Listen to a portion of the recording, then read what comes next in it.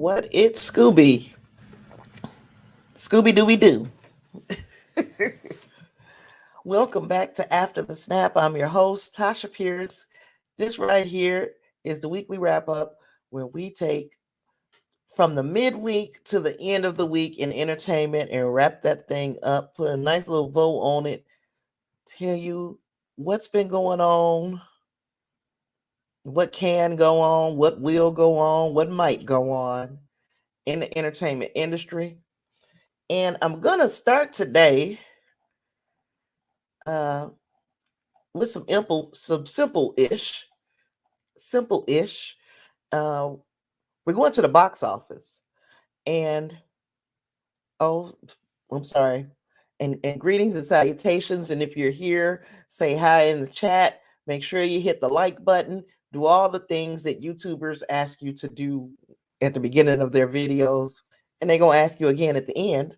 So if I forget, remember to do that shit at the end too. um, yeah, not a disappointing box office weekend, even though we have Omicron still out here tearing these streets up. We're still doing pretty darn good with the box office, and I'm saying pretty darn good. We're still talking pandemic era. Uh, we're still talking pandemic era numbers for the box office, but you see, Scream hitting a loud pitch with a $36 million faux day, which is, I guess, decent. Now it's a 4 day because we're going into Martin Luther King Jr., the holiday. So this is a 4 day weekend, and Scream is hitting 36 million over its 4 day, which, I mean, under the circumstances, is pretty good, especially since last week's big picture, which I didn't even talk about last week. I don't know why. I don't think I did a show or something. But anywho, the 355, that big old beautiful show that was starring Lupita Nyong'o, Jessica Chastain, it just a stacked female cast along with Sebastian Stan, and it only managed to make like under $5 million last week. So it is safe to say that it flopped the opening weekend. But Scream is having much better luck, it looks like. And of course, there are many of us who said, F these theaters. We're not going to the theaters until things get a little bit safe. But right now, there are enough people going out and having a blast with Scream, it looks like. And then we also see in this headline that Spider-Man No Way Home is about to pass Black Panther. And wow, Spider-Man No Way Home is still going. So that is still being the story of the box office. But I'm excited that something else is having a pretty damn good opening as well. And that is that Scream. So let's see. Scream's first day was $13.3 million. It had, hey D, hello. I'm glad that you were able to make it while you convalesce. So yeah, I'm glad to see you here. Glad your face is in the place. So Scream first day was 13.3 million. That includes the $3.5 million that it made on the Thursday night previews. So it's looking like $36 million for the 4 day. And that's $36 million. They had planned on that being the 3 day, but we still got time. We still got time to improve upon this 31.5 million 3 day, but $36 million on a 4 day is nothing to sneeze at. This movie is well on its way to being profitable because, of course, it doesn't take as much money to make a horror movie, especially when not all of the effects, but most of the effects are practical effects. So we're not putting a whole lot of CGI. We're not putting a whole lot of computer generated. What it do, Mr. Brown? We're not putting a lot of computer generated effects going on with Scream. So the budget was kind of low. And with the budget being kind of low, it's not as hard to cross over into profitable waters. We're on our way there with Scream. Of course, the last 4-day horror movie over the Martin Luther King Jr. holiday was Mama, and it's beating that one. So it's beating that one. It's beating all of the sequels. I think. Let me see. Scream 2 did 32.9. So it's not beating it, but it's not so far behind that you're like, oh shoot, the pandemic is hurting this. Because in 1997, and then of course we do need to adjust for inflation, which I did not do. But in 1997, Scream 2 made 32.9, and then Scream 3 made 34.7. So right now, Paramount is in a good place because I honestly thought that if things weren't looking right with the box office, that Paramount was going to say F this and then just put it on Paramount Plus. They didn't do that. I'm glad they didn't do that. Right now, Scream is doing okay. It's doing, and people are saying that it's a good movie. I can't wait to see it. I'm just not going to see it right now. Half of my clique. Who was in Mama? That's an old one, D. Let me see who is in that 2013 movie. That one had it was directed by Andy Muschietti, which is pretty good. And of course, Jessica Chastain. I was just talking about her from the 355, which flopped. Megan Carpenter, Isabel Nalise. So the only big name that I'm recognizing is Jessica Chastain. I'm pretty sure that if I went and dug a little deeper, I'd find other names that we recognize, but the big one was Jessica. Then we touched on the fact that Spider-Man is passing Black Panther right now. So bye-bye Black Panther. Now you in Spider-Man's rear view, and gosh, it's coming for everybody. And I'm not just talking, I think we're not just talking oh, you said why did 355 flop? It didn't find its audience because honestly, it's a movie I'm interested in seeing. I guess enough people in my age demographic were not interested in seeing it.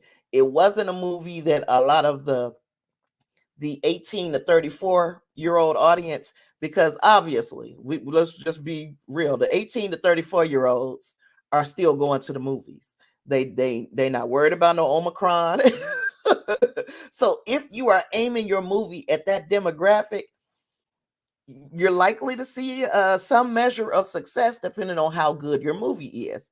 So my understanding is for 2 to 3 reasons that 355 flopped. The first reason is timing. The timing was just bad for this movie, even though this movie has been being pushed and pulled since 2020. I think it was supposed to originally come out in 2020. Yeah. Well, that's another thing. You said you were looking forward to seeing it as well, and it looks like a good movie, and I felt that way as well. But the reviews are not good. so that is going to hurt a movie. The word of mouth. Why would I take a chance to go see this movie if it's not good? And then I'm going in this theater with people who could very well be passing on this Omicron. So people just ain't taking a chance with it. So the 3 things that I was gonna say was the timing. The timing was just bad for the movie. The word of mouth was just not good for this movie. And then there's no place to push it to. There's no place to put it. As much as I hate to say put a movie on streaming, if they would have been able to put this one on a streaming service, then maybe we would have picked up some more, some more views at the absolute least, because right now people are not checking for the 355. And we could go all deep into, it could be because it's a woman-led film. But look at the women who were starring in this. This wasn't no slouch of a cast. It was a beautiful cast. So I guess I won't really know for sure until I go see it myself. But yeah, so Scream right now, first weekend is the big breadwinner of the weekend at 31.5 million on a 3-day, 36 million on the 4-day. You see Spider-Man still hanging in there at number 2. Sing 2 is still hanging in there. I believe it's going to streaming very soon here, because we're in the 4th week. But $122.5 million is a good take for Sing 2. As you can see, same amount of time out. Week 4 for the Kingsman, week 4 for Sing 2. The Kingsman is only totaling right now $29.3 million. So this is another one that was not so much, not so good to people. And then the 355 again, it's in 3,000 theaters, and it's just not doing what we expect for it to do. Over this 4-day weekend, it's only expected to make $2.87 million for a total of $8.9 million in week 2. It's just not hitting the right marks with the right people. And that's unfortunate, because if these movies don't do well, that'll be the excuse not to make a similar type of movie in the future. Sing 2 it's already made it to streaming, but you got to pay for it. Thank you, because I knew it had to be soon. But yes, Sing 2 is still hanging in there. Sing 2 is number 3. So, I mean, you got a brand new movie with a big IP like Scream out. You got Spider-Man No Way Home still just raking in number 2. But Sing 2 is showing that it's got some legs on it, because it's still in the conversation. And as you can see here, it's losing theaters. So every week we know that the theater count for a movie goes down. Every week it'll lose a few screens. In this case, Sing 2 has lost 132 screens, but they still are hanging on for number 3. Spider-Man No Way Home, of course, they want to keep that on as many screens as they can, but it still lost 87 screens. So there's that. And regular Scream, the Scream movie is this is his first weekend, and it's at 3,664 theaters. So yeah, that was our that's our count for the box office this week. So it wasn't all bad news for the box office. Wasn't all bad news. Okay. So anybody did I don't know if Mr. Brown is still in here. If you've seen Scream 2, let me know in the chat, because I want to know how it works out. Especially if one of my trusted viewers have seen it. I'd like to know how it worked out. In the meantime, we got some stuff to talk about, and if you are ever interested in where I'm getting my information, please know that I'm not just pulling it out of my arse, that I am linking all of the pertinent articles in the description wherever you're watching this thing. You haven't seen it yet either, Mr. Brown. So okay, we gonna probably all be seeing it around the same time. Whenever it makes its way to streaming. I can't see myself going to the movies for it, even though in the beginning I initially was very excited to go to the movies to see this thing. So you see Uh, you saw my thumbnail, so you know we're going to talk about Kanye. And Kanye lately has been low hanging fruit. And I don't like that. I don't like that it's so easy to make fun of him because, uh, as it stands, it's a very thin line between wanting to fight for your relationship and stalking your ex. And Kanye, or Ye, or whatever he calling himself this week, Kanye is tap dancing all over that line. He is let's just go into some of the shit that he got into over the last couple of days. It's not funny. I don't even find this funny. Um the big story was that Kanye has been named as a suspect in a battery report taken by the LAPD's Newton Division early on Thursday morning.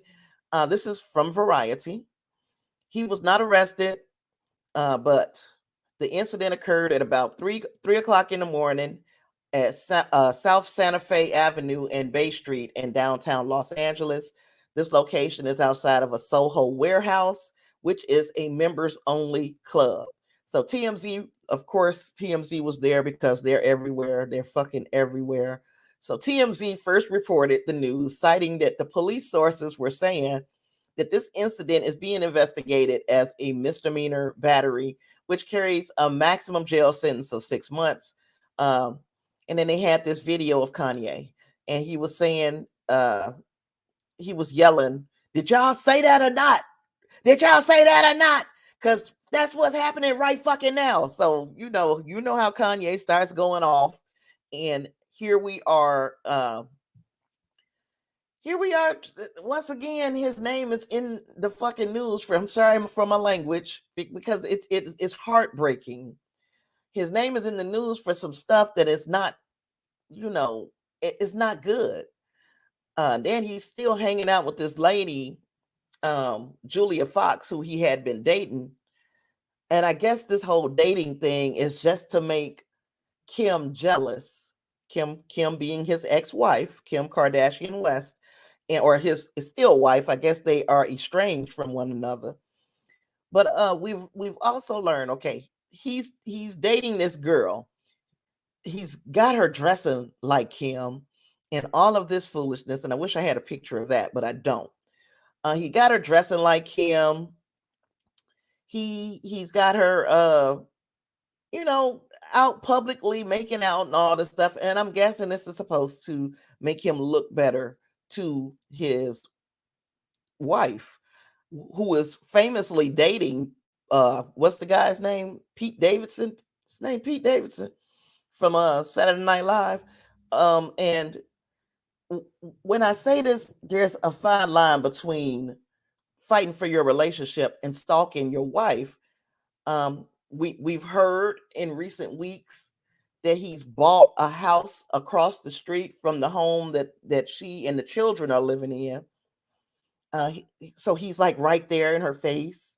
And then she was supposed to be going to, I believe, the Bahamas for a vacation with Pete Davidson, and then he decided, well, he was gonna go, so they had to switch their vacation and go to the Dominican Republic instead.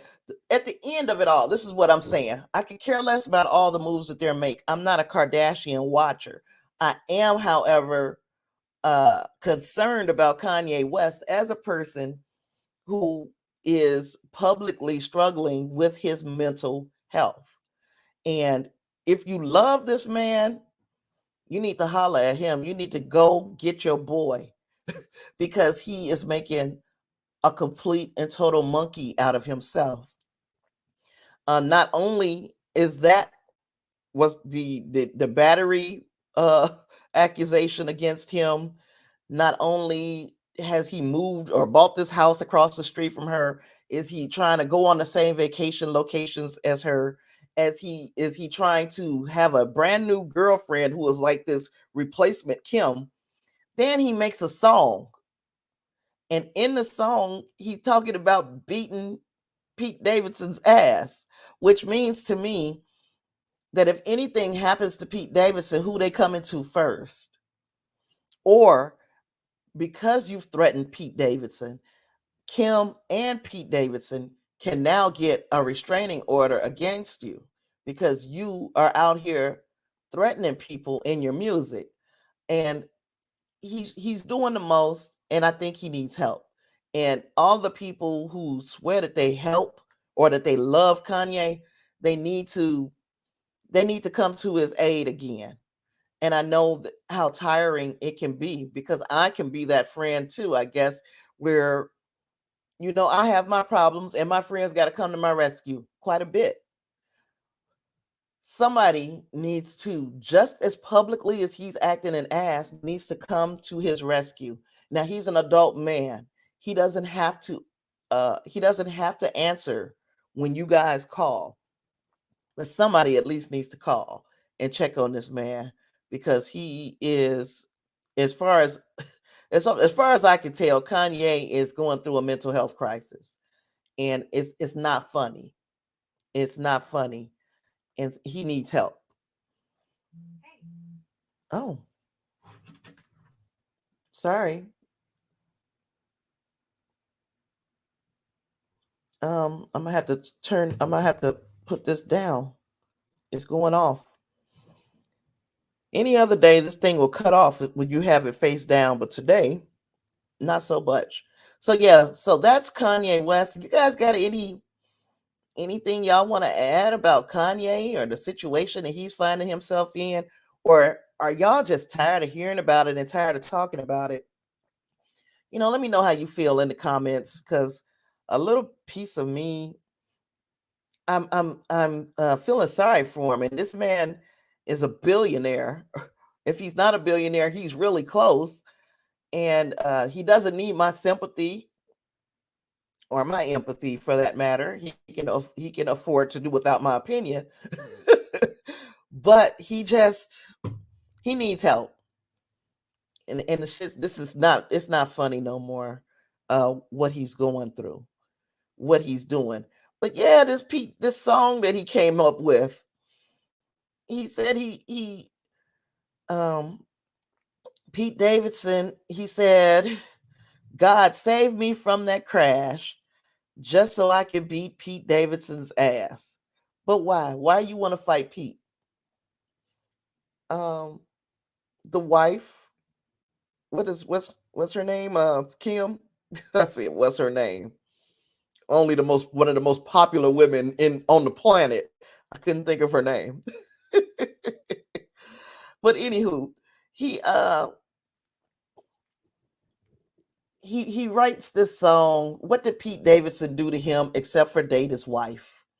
This doesn't even have to turn out to be a relationship that will be lasting. This could be just that little kind of fling. I don't know, how many of us have left a relationship and it's been said that the best way to get over a man or a woman, I guess, is to get another one. And I guess that's what Kim is doing. It's also what he is doing. So I can't understand how he can be so upset about Kim dating Pete when he's out here dating this girl Julia Fox and dressing her up like the great value Kim Kardashian. Now, the people that he was hanging with on that Thursday night before he got before the police came in and talked to him as a suspect in this assault, he was out with Madonna. This is like some kind of this is like the beginning of a joke. Okay, you got Madonna, Floyd Mayweather, and Antonio Brown you remember Antonio Brown? He'd been having his little time in the spotlight over the last couple of weeks. This is who he was hanging out with that night. Madonna, Floyd Mayweather, and Antonio Brown, along with Kanye West. It just sounds like trouble. The whole lineup, except for Madonna. Madonna just there. You know what I'm saying? Everybody else just sounds like trouble. Davina, this is what I'm saying. I totally agree. You giving them a reason. All you have to, I mean, just sit down and shut up somewhere for a little while. Get back on your meds and get your life right. And maybe, just maybe, you can save your relationship that way instead of trying to force these situations with your ex-wife or with your soon-to-be ex-wife and with whoever she plans on dating. What it do, Lysandra? What's going on, girl? Yeah, we were just talking about Kanye. Uh, Kanye's kind of stalking Kim, threatening Pete Davidson, her little boyfriend, and I shouldn't say little boyfriend. You know, we do that. It's a kind of a condescending thing because this young man is so young. I'm like, I guess, I understand because I like young guys too, but I do not.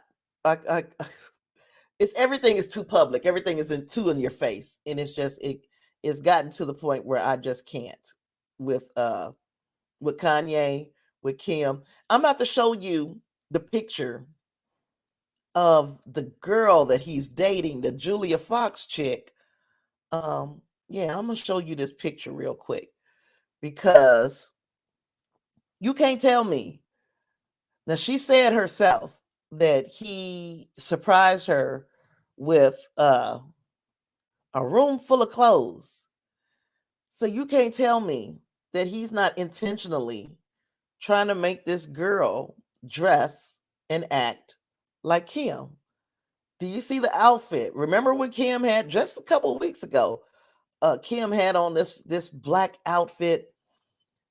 Uh, so now, if this man bought her a room full of clothes, and part of the outfits was to make her look more like his ex-wife, I wouldn't feel complimented by that. That ain't no compliment. Uh, Let me see what you say, D. Here, it seems that when folks are in Hollywood, it seems like folks in Hollywood don't take a break and deal with the current situation before starting something new. And I think, like, with Hollywood people, the Hollywood types, they are just trying to prove that they are over the first one. It's not about their own mental health. It's about what everybody else thinks. Oh, we got to make sure everybody else knows that we're moving on. So now it's time to start dating. Who cares? What everybody else thinks. If you have been in this relationship for as long as Kim Kardashian and Kanye West were married, but before, so they've been together for some time, and they've got all these children together. You would think, yeah, before you move out of this toxic situation, because your husband is struggling with mental health issues that are being left unchecked, before you move into another situation, yes, you would think that you would give your mind a rest. But instead, they feel like, we got to move on so that the world know that we've moved on. But who cares? So I'm very concerned about Kanye. I'm saying he needs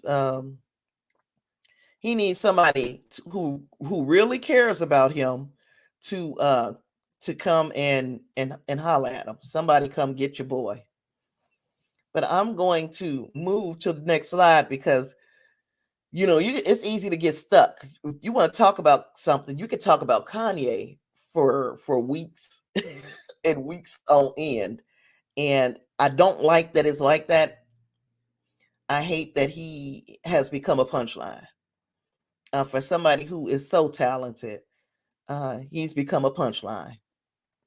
So if you got anything else for Kanye West, you can feel free to put it in the chat. I'm gonna catch Dee's other comment because that is a pertinent issue as well. She's saying that I'm really hoping he doesn't lose it and hurt someone, because if he does, they're gonna throw the entire book at him. This boy is gonna be locked up for a long time because they're gonna make an example out of him, as far as being he sees it as romantic gestures. There's nothing romantic about you following me around and keeping me from living my life. I agree with you.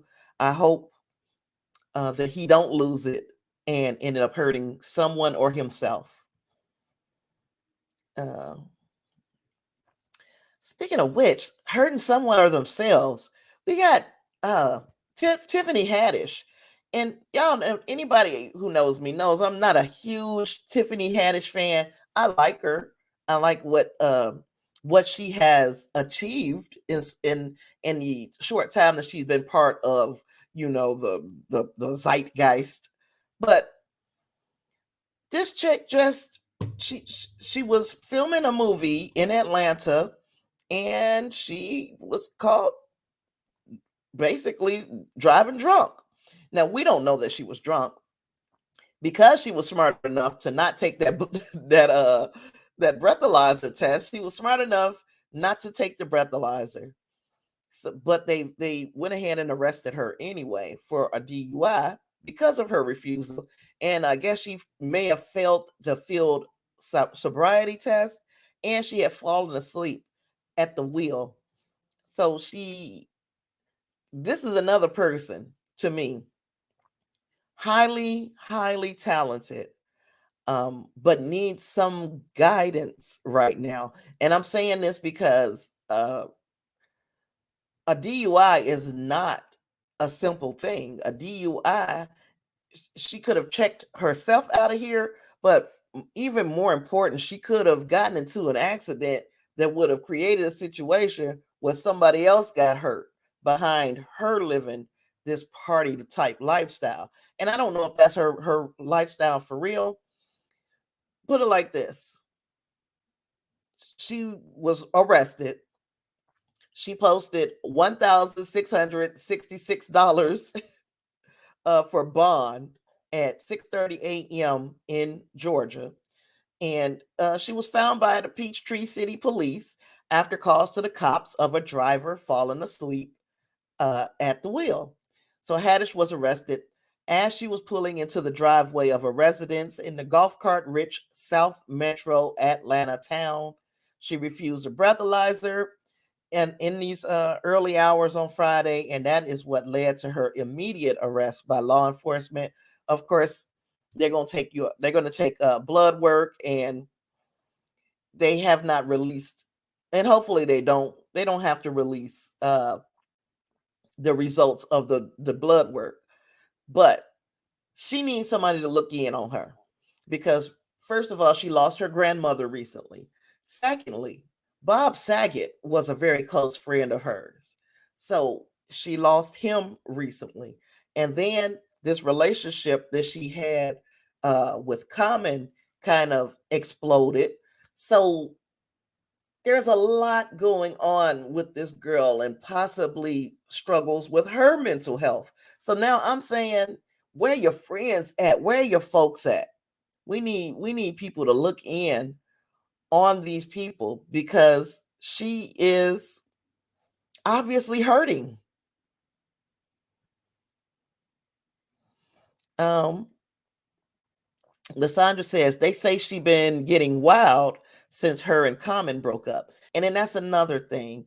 Um, Gosh, if you were a celebrity, would you want to be in a celebrity relationship? Would you want every aspect of your relationship to be scrutinized by people like me and you? Would you want every aspect of your relationship to be scrutinized? Or would you say to yourself, you know, I would just want to be with somebody, some regular ass dude? Well, yeah, they're saying that her grandmother recently passed, and then Bob Saget. Let me tell you, and I didn't talk a lot about this. Bob Saget was like damn near a friend to everybody in the industry. Everybody who was a comedian who came up on the stand-up circuit and moved up into different roles in TV and movies. It seems like Bob Saget has been uh, a friend to all of these people. Not only that, Bob Saget was in constant contact with people. One of the people who famously got a text that they didn't return prior to Bob Saget's passing was Dave Chappelle. Bob Saget texted him and he didn't get back to him, and now he regrets it. So, uh, Dee also says she wouldn't be out there clowning. But yeah, I'm not even talking about the clowning though, because everybody is in your business. So, especially when your business is pretending that everything is uh, glamorous and beautiful and life is great, you out here pretending life is great because you got so many eyes on you, and the eyes on you continue. It gets even worse when you're dating another celebrity. So we could say a person like gosh, the lady been out of the limelight for a couple of minutes and I can't even remember her name. The one with the talk, Wendy Williams. Her husband wasn't famous, but his shit, his shit affected her uh to the point where we see where she is now. I'm not saying this is all his fault, but I'm saying that some of the stuff that he did play into her kind of decline. And this is the same thing. I'm not saying that it's Common's fault. I'm saying that this relationship was high profile. So you were doing all this big talk and talking so much about how much he meant to you. And then as soon as we can move around in the pandemic, he's gone. And now, you have to deal publicly with the breakup, just like you had to deal publicly with the relationship. Um, yeah, there's this nothing but good things about Bob Saget. I have seen some people try to come for Bob Saget about some things they thought they heard, but they got corrected real quick. On Twitter, they got corrected real quick for talking about Bob Saget. Somebody, and you know what? It's not even worth me repeating what they said, because as far as I can see, the man was loved. The man was very loved. Uh,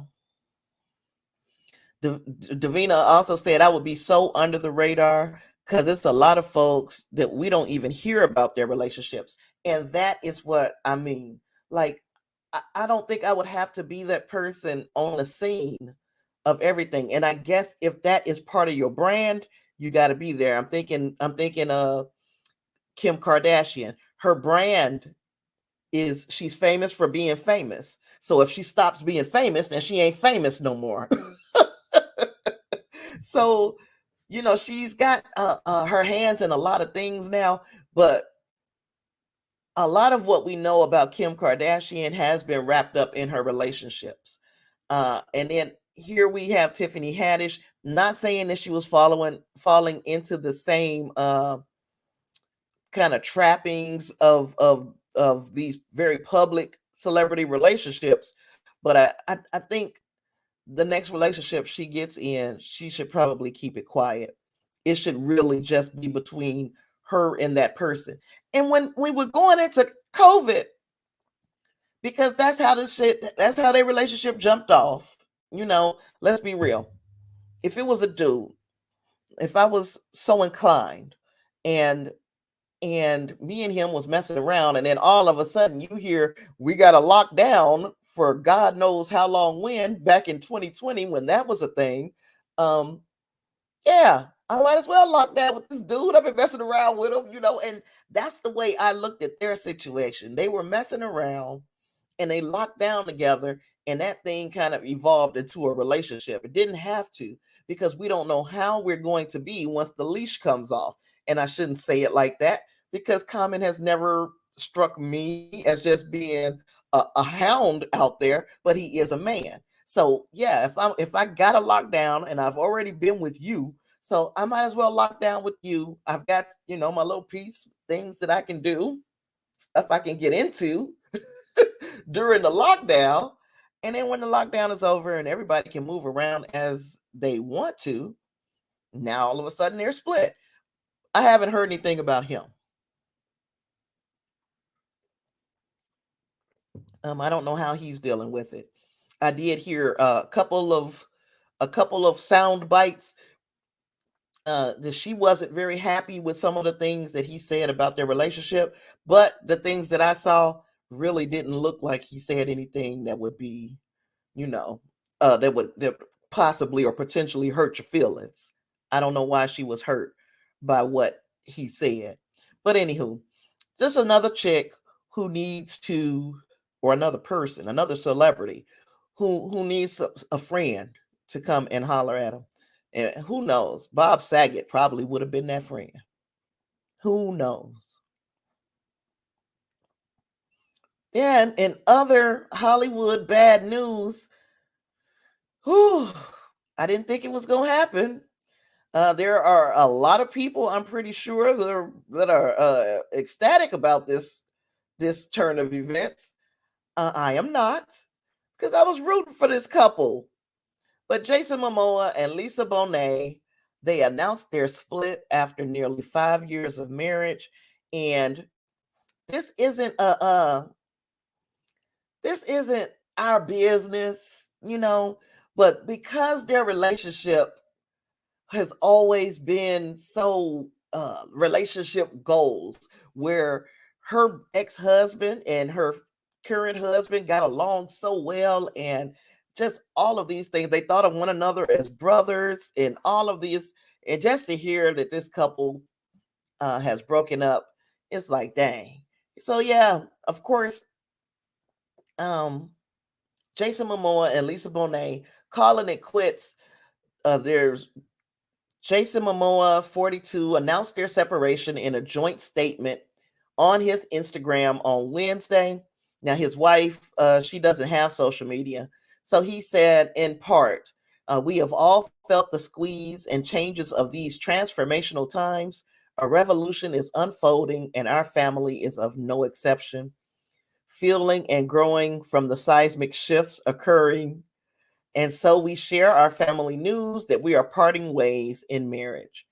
And yes, Dee, I am in such agreement with you. They were a beautiful couple.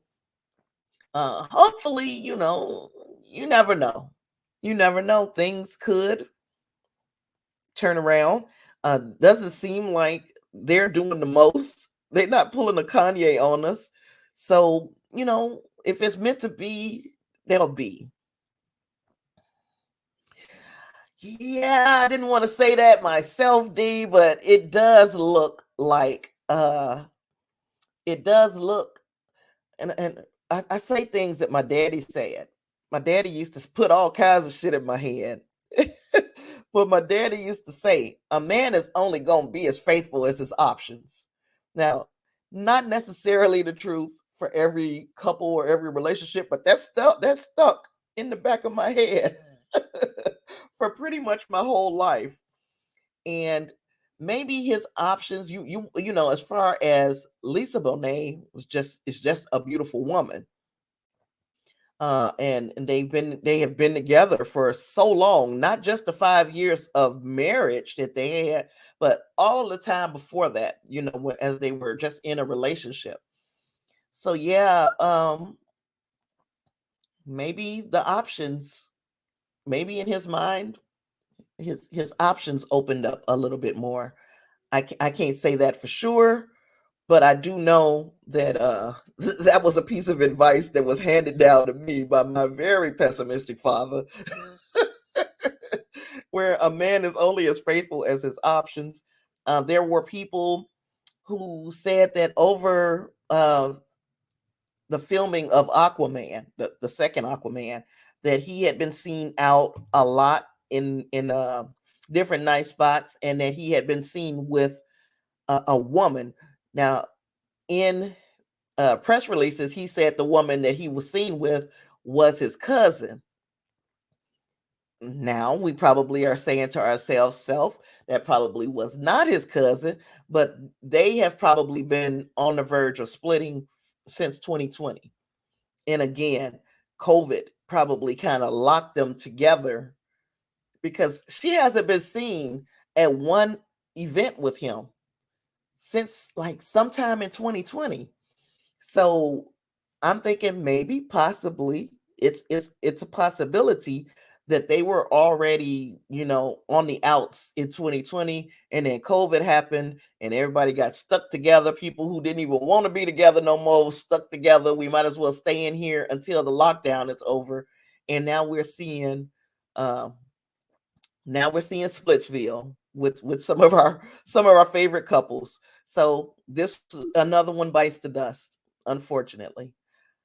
I hope my next story is better news. I'm gonna find out along with you. It's been, I think I put all the bad news together. So our next story it has to be happier, right? Okay, it's a little bit. And the reason why I even included this story is because uh if you hadn't heard, let me make sure I got this right.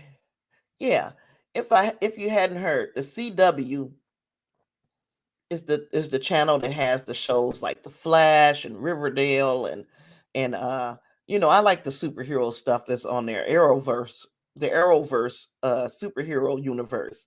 So it has The Flash, it's got Batgirl, Legends of Tomorrow, Supergirl, Superman and Lois. It's got a lot of shows and it's up for sale. Now I don't know if they have decided for sure to sell it, but it looks like they are selling the studio. They're selling CW.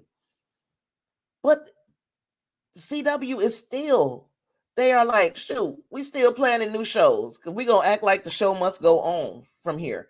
And one of the shows is with David Ramsey. Now, David Ramsey, he starred in Arrow. He was featured in Flash. He was featured in Legends. He was featured in and dang near every show that is a superhero type show from the DC universe over there on CW. There was rumors for a long time that he was going to be that universe's Green Lantern. Now those rumors never came to fruition, but what they have done with Diggle, because that was his name in the show, is they're building a show around him called Justice U. By that is Justice University. And he's embarking on a new mission to recruit 5 young metahumans to live undercover as freshmen at a prestigious university. There, he's going to oversee their education and train them to become the heroes of tomorrow. So, their CW still got plans. I don't really know how this thing is going to end up for them, if they are going to really um, be sold, because I think this was like something that's like it's a Warner Brothers and CBS Viacom. I believe those two studios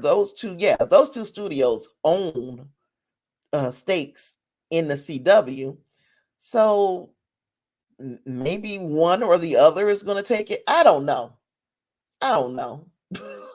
But I do know it is kind of crazy to be continuing to plan shows, especially shows that seem to be ambitious, because this isn't, the ambitious nature of it is that we're not just going to get one new hero that he's training. They're talking about training up 5 new heroes. So this is a situation where it's a pretty ambitious show.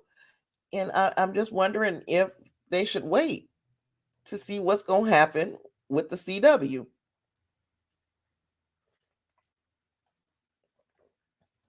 So yeah, um, I'm trying to see. Arrow ended in 2020, but Ramsey has remained part of the shared universe. He directed a couple of episodes of Batwoman, DC's Legends of Tomorrow, Superman and Lois, Supergirl. He's going to probably do some directorial work on this show if it does come to fruition again. So yeah, it's in association with Warner Brothers, who has all of the rights to the DC superheroes. So we gonna see. I just thought it was interesting that they coming up with a whole new show, and we don't even know if we're gonna have this freaking studio for long. And then my next one, who was that I was talking to? I think I was talking in just in general that we see that these streaming services is probably going to become that much more important to us, especially, so many of us now are catching COVID, or are waiting our turn. Because I honestly say I'm just waiting my turn at this point. And so many of us are still waiting our turn for it, that we just are looking for good stuff to stream. And Netflix says, "Oh, y'all need us." Netflix is raising its prices in the United States and Canada, y'all, with its most popular subscription tier going from $13.99 a month to $15.49 a month in the US. So these assholes know that we need them, and they're gonna raise their prices on us. The lowest level of service climbed $1 to $9.99, and the premium tier is now $19.99, up from $17.99. Of course, in Canada, you guys are going to feel the crunch as well. The basic plan price didn't change, but the standard plan, also known as the middle tier for you guys in Canada, that rose to $16.49 in Canadian money from $14.99. So yeah, we are looking at prices going up, and I don't think this is going to be the last one. We're going to see other streaming services raise their prices because we need them. We need them. So they gonna go. So if let's put it like this. If all of the streaming services that you have personally, I'm gonna answer the question after I ask you guys. But if all the streaming services right now all raise their prices, which one would be the first one that you would get rid of out of the streaming services that you have? Which one is the least important to you? And I'm gonna answer after you guys. I guess I can answer now. Excuse me, I'm so sorry. Um, the streaming service that I would probably get rid of first is Hulu. I would take my subscription down from the Disney and Hulu combo pack. I would just get Disney Plus. I would probably get rid of Hulu real easy. Even though I like the fact that I can catch a lot of TV shows on Hulu, but if I had to choose out of all of the ones that I have, Hulu would be the one to go. And I'm giving that a whole lot of thought for more reasons than one. Like y'all know I'm poor, so there's that. But besides being poor, I still figured out a way to keep all my streaming services uh, up until now. But now I've got Netflix, Disney Plus, HBO Max, Amazon Prime, Paramount Plus, Hulu. I know I'm missing some people in here now. Who am I missing?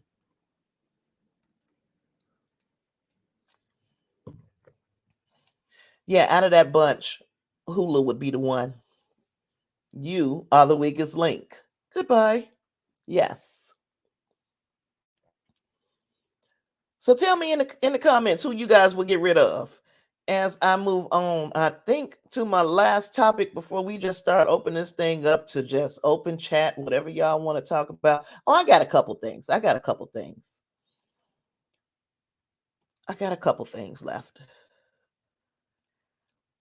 One of them is this, and thank you very much Clarence. Clarence sent the link in to me. He sent it in kind of early too, because this was before everybody started talking about Wakanda finally. And I thought, of course, it's news. Clarence said, "You getting rid of Netflix first?" Man, Clarence, there's a lot of stuff on Netflix. But I'm thinking, and I don't know which ones you have. Um, yeah, I don't know which streaming services you have, but yeah, Netflix, I gotta keep that one. The one, yeah, I still think Hulu.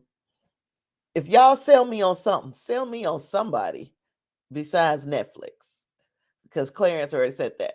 And Netflix would, I mean, shit, because they the ones raising their prices too. They got the audacity to raise their prices on us. But yeah, Black Panther: Wakanda Forever resumes filming as Letitia Wright returns to set. What? Letitia Wright returned to set? You mean she didn't quit because she didn't want to take the vaccine? You mean she was able to come back into the country? There's an awful lot that was being said about this young lady, and as much as I still feel like I came to her rescue. I said, we needed to see how this thing played out, what else was going on.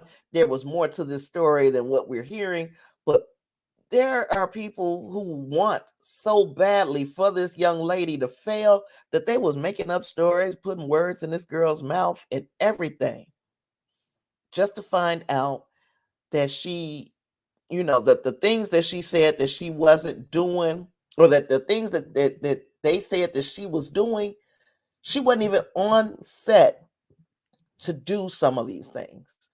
So it's just a hatred of her. And I'm gonna bring it up. Those recast T'Challa people. I don't want no smoke from y'all, because I don't want beef from the recast T'Challa folks.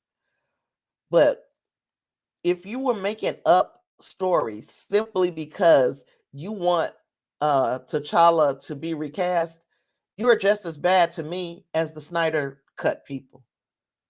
You are equally as bad to me as the people who begged and pleaded for a Boba Fett series, and then when they got one, they act like this was old to them. So you are just as bad as them if you were out here uh slandering this child, because she's a little girl to me. Shit, she's a baby.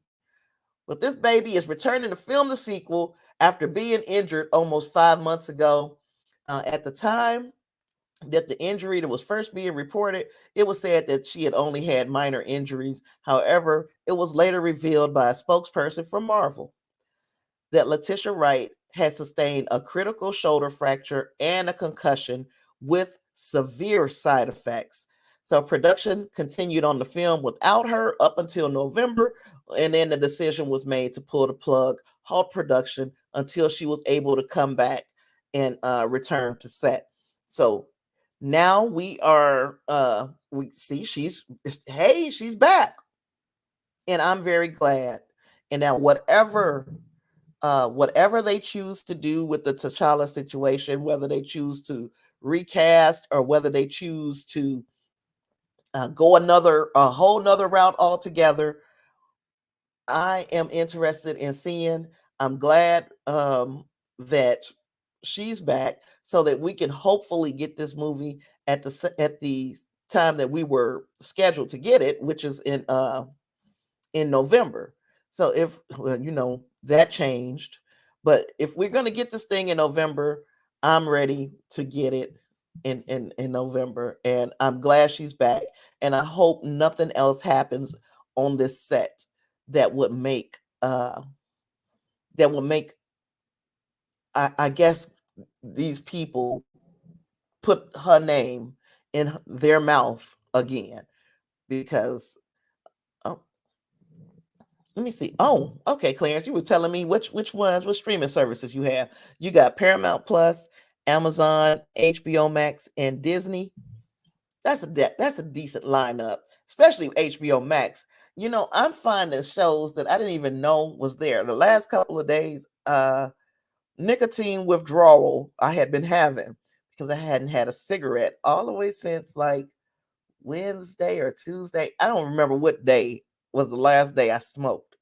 But spoiler alert, I borrowed a cigarette from somebody today. So I have had a cigarette uh at 3:30 today.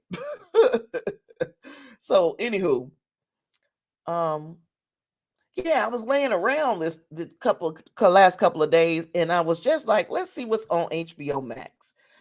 And there are some shows that I had no clue I needed to keep my eyes on. So, I told you guys my son put me on to the Euphoria. So now I'm riding the Euphoria train. Woo woo. Riding the Euphoria train. But it's also a show called Station 11. Now I've been watching that. D, I told you, D, I am like some kind of, it is truly an addiction because I was being honest. I was like, if I got $10 put in my hand right now, I would go right straight out and buy some cigarettes, 2 packs. But I was like, I don't have no money, so there's that. But my next door neighbor gave me a cigarette. Now, mind you, he smoked little tiny cigarettes about that. So I got about half the nicotine that I would typically get from one of my long cigarettes. But I still haven't bought a pack. Not to say that I won't. I don't want to let nobody down who is counting on me to curb these withdrawal symptoms and make it through the week. But yeah, that show Station 11, I'm kind of digging it. I think I've watched 3 episodes so far. And then there's another one that I want to get into quickly because the second season is coming out February 3rd. That one is called Raised by Wolves. I want to see how that goes too. So I'm seeing things on HBO Max that makes it far more I guess if it's a far more important streaming service than I initially gave it credit for. Then of course it has Peacemaker. Did anybody else watch the first 3 episodes of Peacemaker on HBO Max this week? Because I think I was kind of pleasantly surprised. Of course, this is a show that we're going to talk about tomorrow on Stream Something Sunday. So if you're not doing anything tomorrow at 6 p.m., I do Stream Something Sunday where we talk about we're going to talk about the Book of Boba Fett. We're going to talk about Star Trek Prodigy. Star Trek Prodigy, and we're going to talk about Peacemaker. We could touch on Euphoria, but I kind of liked doing Euphoria off by itself. And if there's something else with strong adult content, I probably won't do it at the same time as Prodigy. Something just seems so wrong with me talking about Euphoria and Prodigy on the same day because Prodigy is a Star Trek offering that's made for kids, and it's so good, but it's so wholesome. And I'm not saying, we throw Euphoria in there, and y'all know what kind of show that is. And it's just a little too wild to be talking about Prodigy. And what message did we get from this today, kids? And then the next thing I'm talking about is some kids crushing up pills and snorting them in the bathroom. They just don't go together, them two topics. They need to be separate and to stay separate forever. So there's that.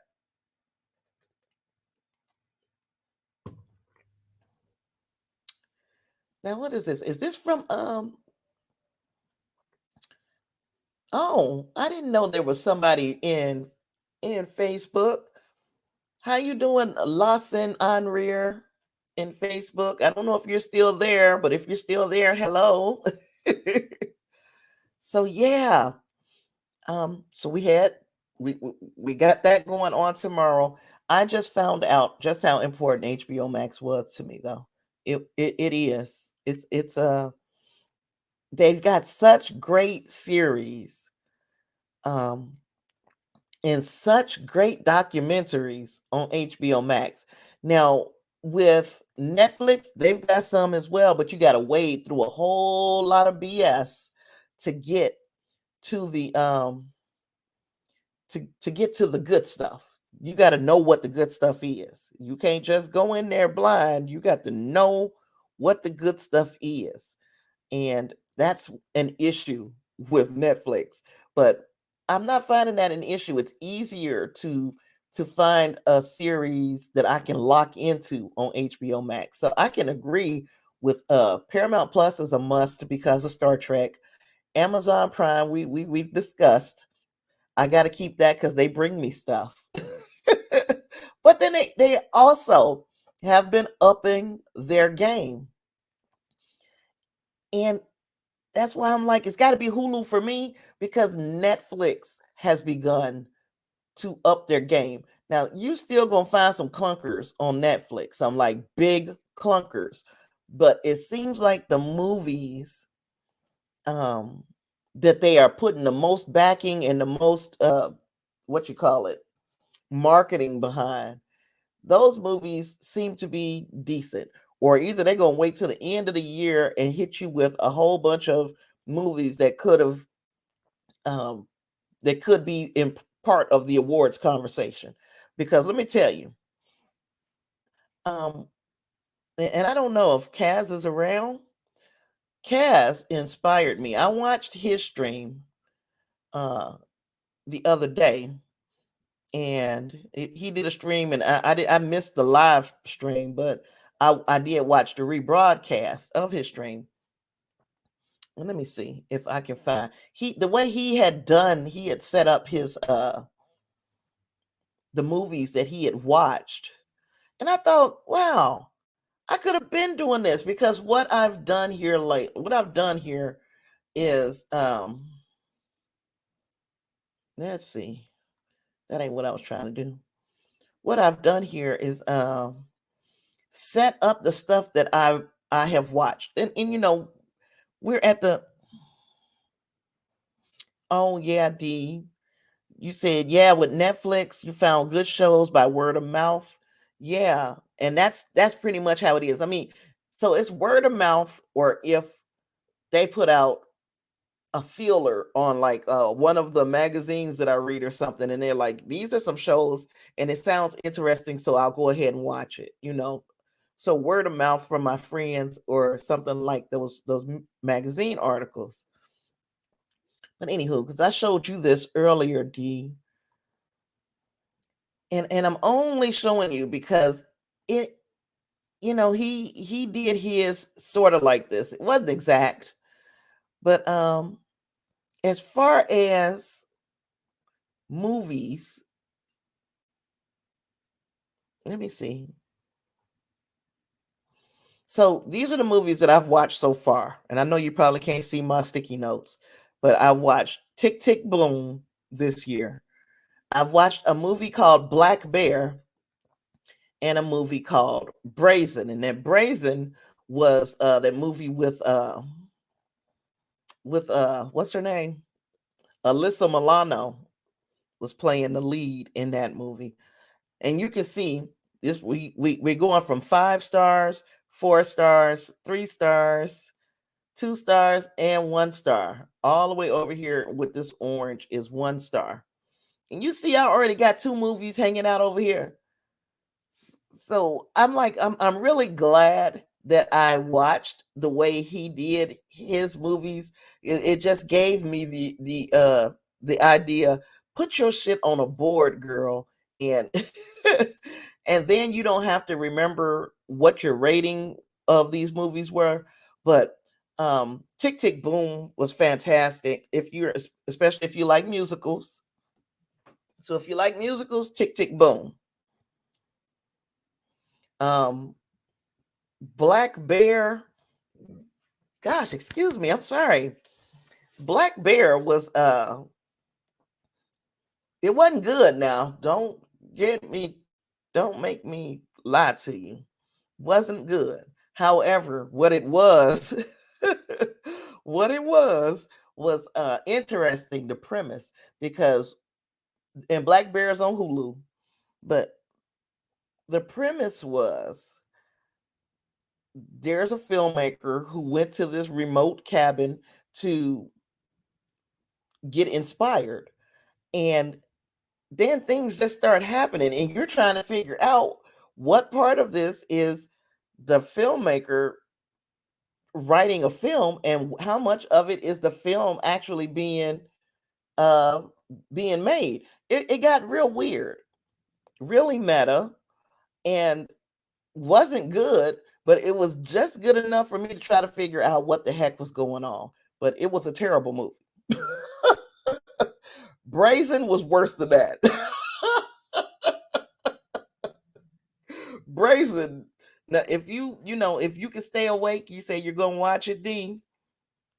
Um, yeah, have some coffee because it wasn't good. If you feel different, let me know, because I can be real funny and funky about movies, but this one, mm-mm, mm-mm,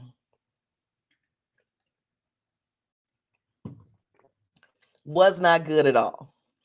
But so I've done that with my I did that with my movies. I also have done the same thing with my series.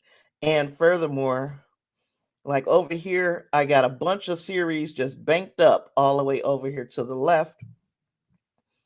And then, I've got stuff that I've started watching and where I feel these shows go now. So like right now, my 5-star shows are Star Trek Prodigy and Euphoria.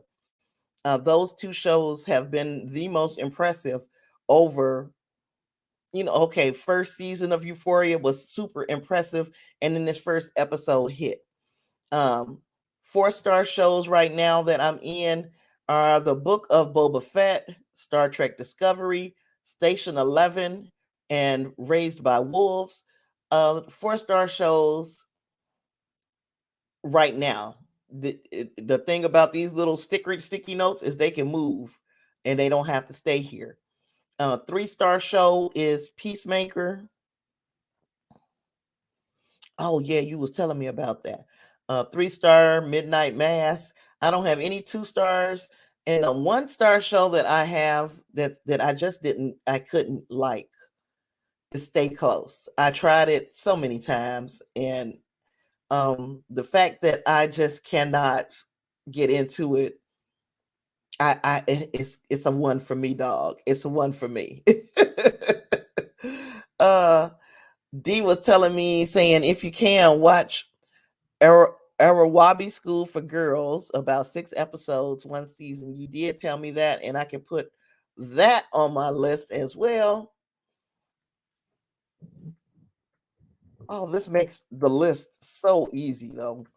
So if uh if Kaz happens upon this later, I hope he knows that without trying, he gave me a little inspiration on how to get things a little bit more organized. And then, like at the end of the year, easy peasy. Oh, girl. I mean, the slow build up, I was already on episode like 4. And what is it? Was it 8 episodes? It's got to move faster than that for me now. I understand a slow burn, but if we getting into 8 episodes, I mean, if you got an 8 episode series, if it was that long, and I'm in episode 4 and things ain't hitting, I gotta go. And that was my issue with Stay Close. All kinds of stuff probably happened in those last couple of episodes, but I'm just not interested. I just don't care enough about them. They just didn't make me care about the characters. Um,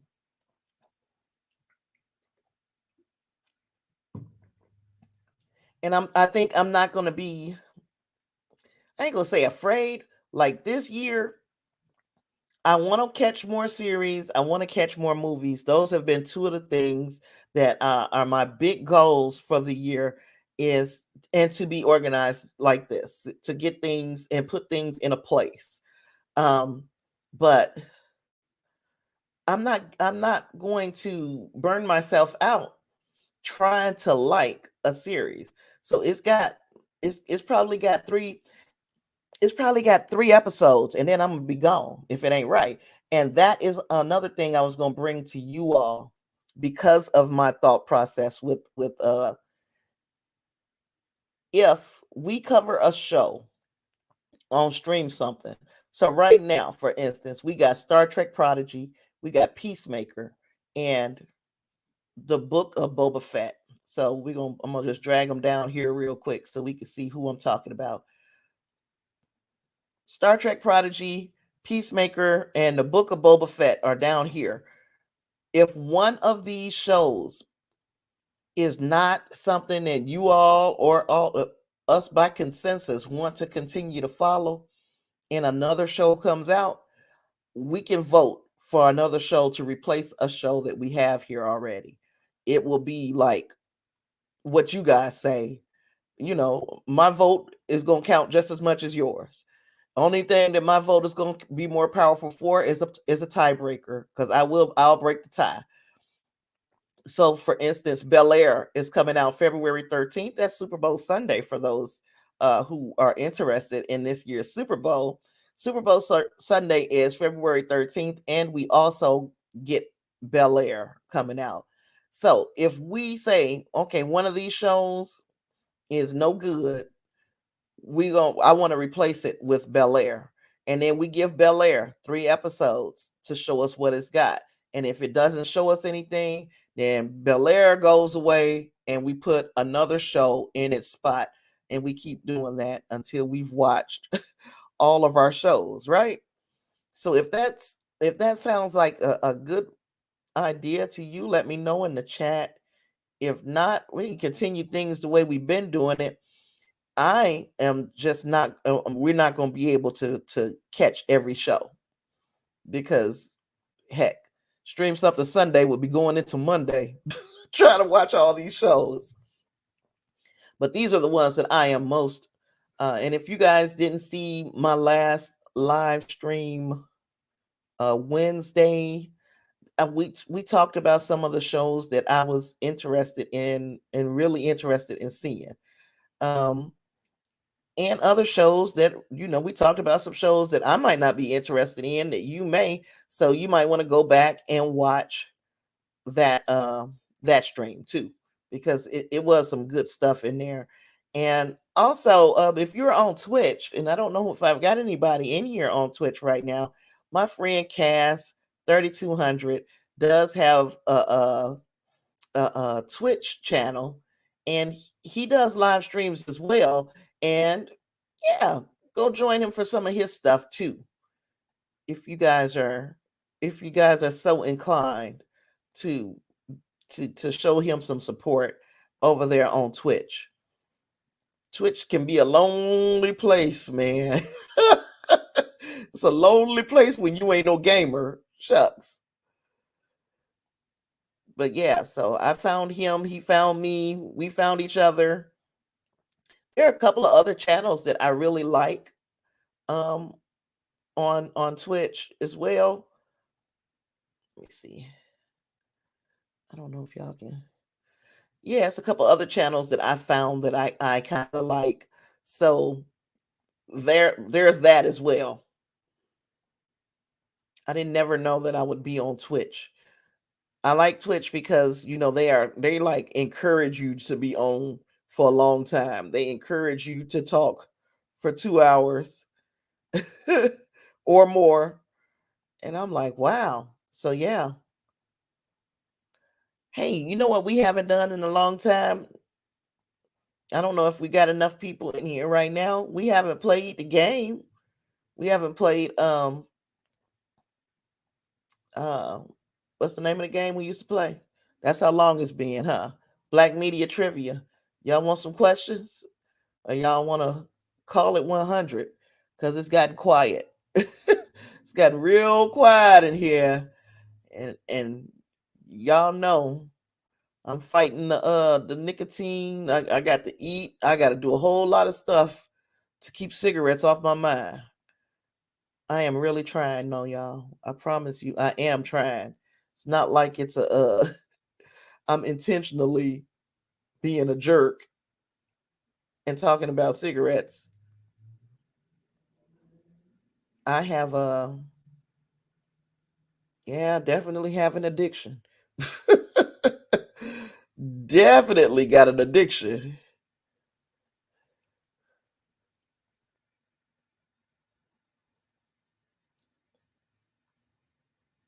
So if well, you shoot it. If it ain't enough people in here to play the game, heck, I got one person in Twitch, and then I got 3 people, and my one person in Oh, Clarence ready. Clarence said, "Let's go." D, now D, don't be making excuses. You ain't got to be that quick. All you got to do is use that doggone voice chat on your thing on your phone. But I'm gonna bring the game up because it's been so long since we've played. Let's see. Let me make sure I got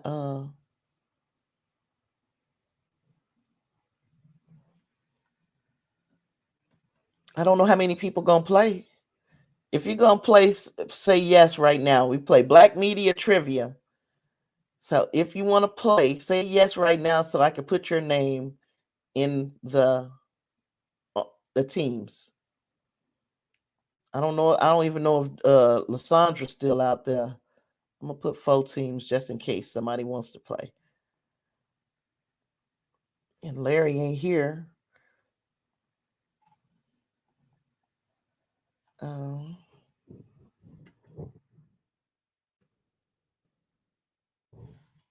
I don't know why that 3.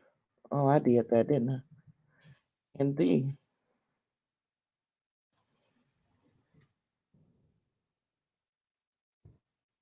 Okay, so we got a head-to-head then. And if somebody else want to play, they could play. I'm not going. I ain't gonna shut them out. Oh, but you know what? I did forget. I gotta open up a. Okay, so let's see. How are we gonna figure out who goes first? Okay, pick a number. I'm about to write a number down real quick.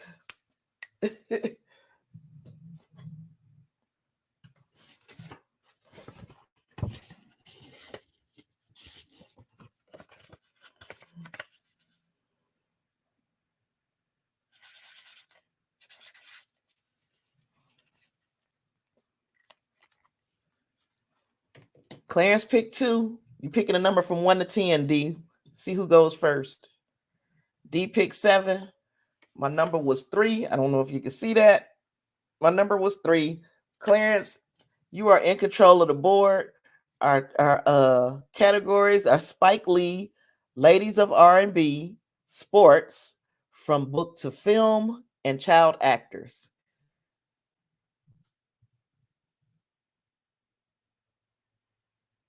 What you going with, sir?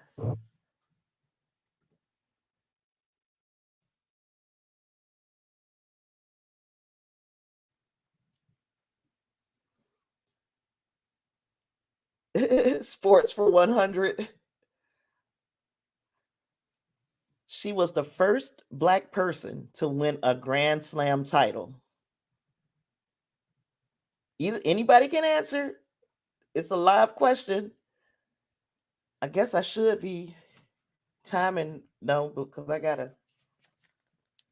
I'm a time with my phone instead of what the heck?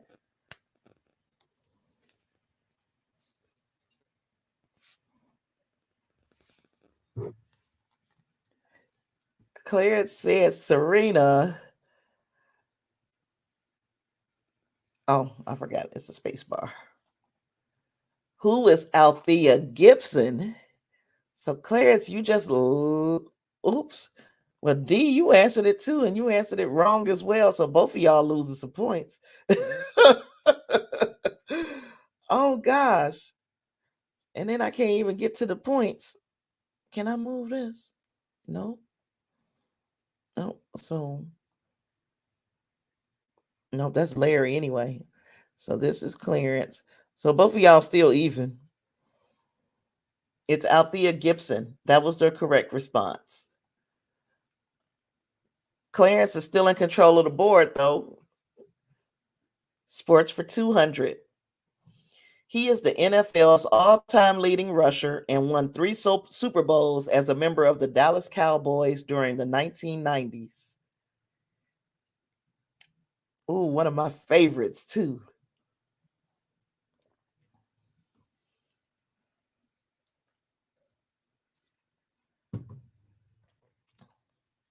Good job, Clarence. Emmett Smith is the correct response. I guess I better show you that that's the correct response. All right. Sports for 3. She was the first African American to win an Olympic gold medal in the Winter Games. The first African American to win an Olympic gold medal in the Winter Games.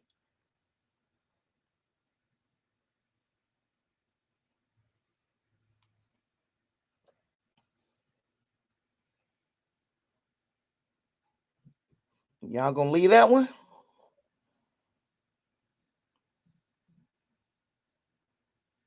All right. No response for that one. So we gonna go. Who is Vonetta Flowers? I knew nobody was gonna get that. Y'all know that these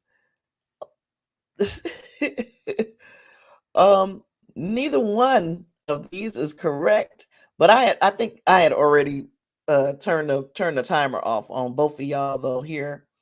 Jackie Corden was wrong and Debbie Thomas was incorrect as well.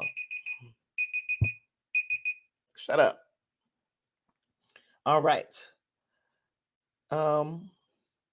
He is a 5-time NBA. Oh, Clarence, I'm sorry. I just knew you was going with sports again. He is a 5-time NBA Most Valuable Player, 12-time All-Star, and a centerpiece of the Celtics dynasty, winning 11 NBA championships during his 13-year career. Well, I guess I better hit the timer.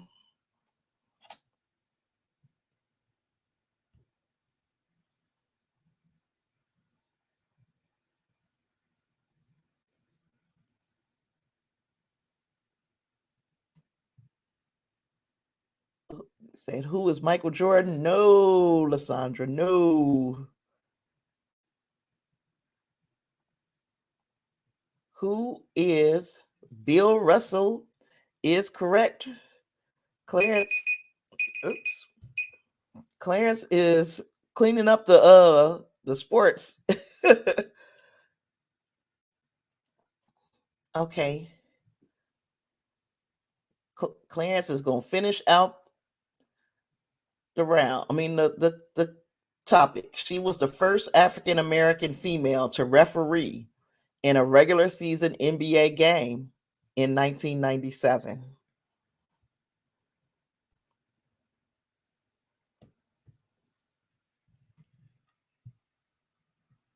Do, do, do, do, do, do.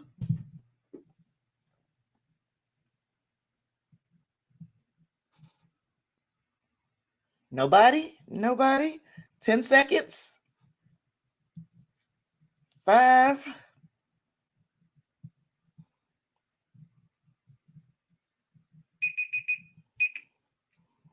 That is Violet Palmer, and that is it for sports.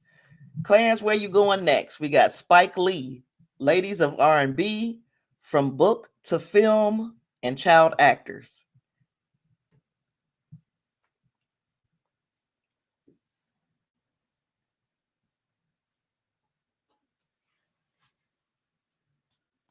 Gosh, my back hurts.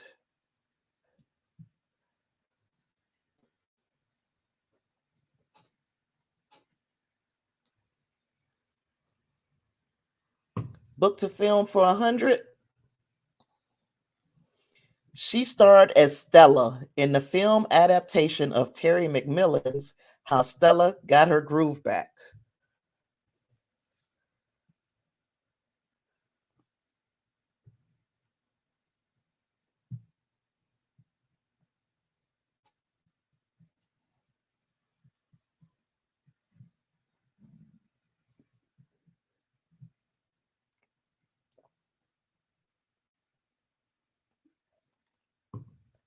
Clarence showing out over here. Who is Angela Bassett is correct for 100. So, where you going next, Clarence? Spike Lee, Ladies of R&B, From Book to Film, Child Actors.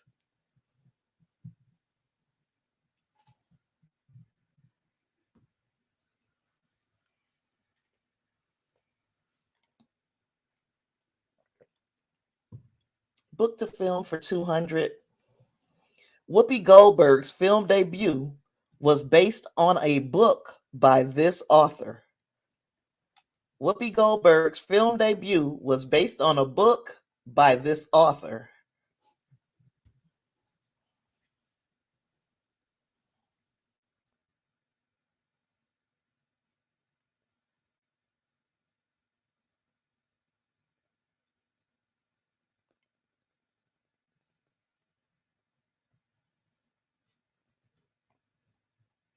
Who is Terry McMillan is not.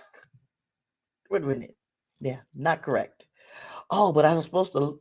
Yeah, well, you just lost 200. Book to film for 3. Lady Sings the Blues is based on the autobiography of this powerful woman.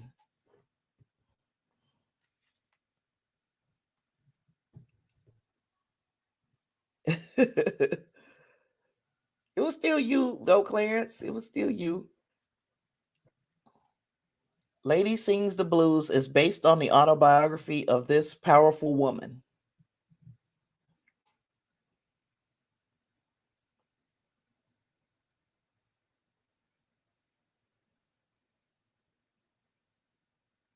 Did I hit the button? Yeah, I did. That one was Billie Holiday. Who is Billie Holiday? Got another choice for me, Mr. Brown? Let me see if I can find my.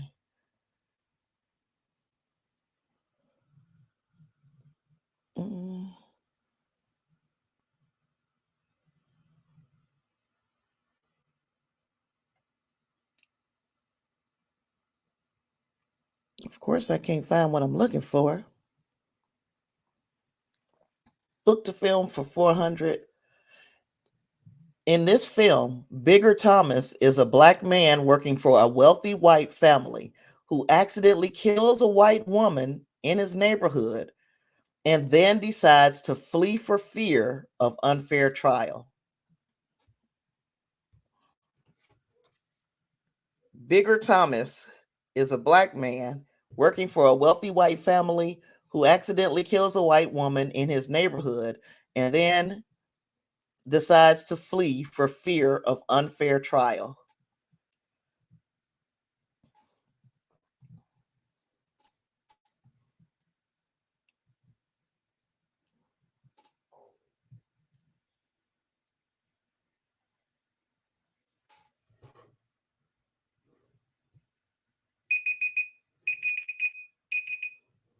That one was What is Native Son?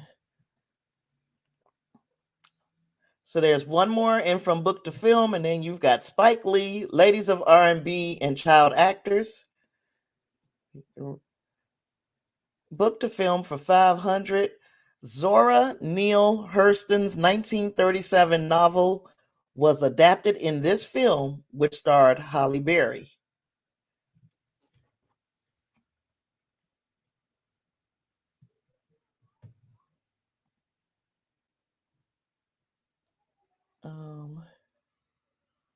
There it is. Nope, that ain't it either.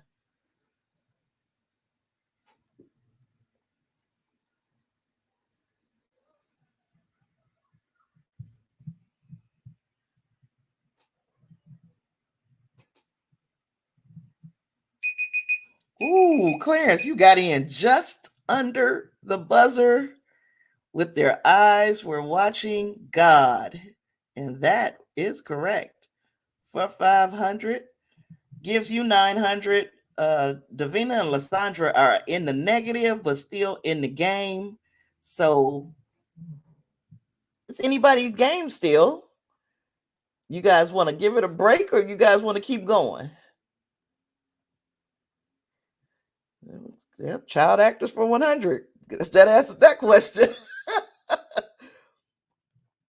One of his most memorable roles was that of Ahmad in Soul Food in 1997. This is child actors for 100. One of his most memorable roles was that of Ahmad in Soul Food 1997.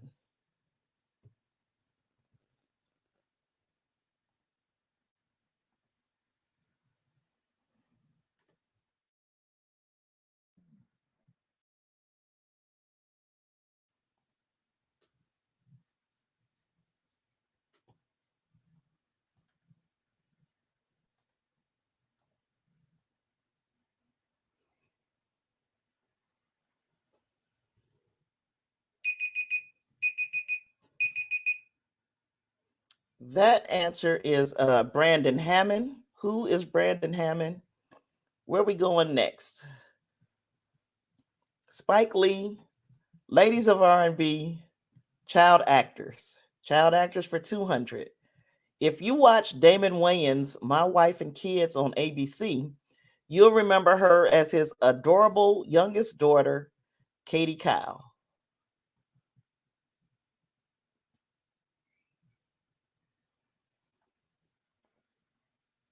Oh, I ain't even start the timer. Y'all got a whole extra 10 seconds because I'm over here playing.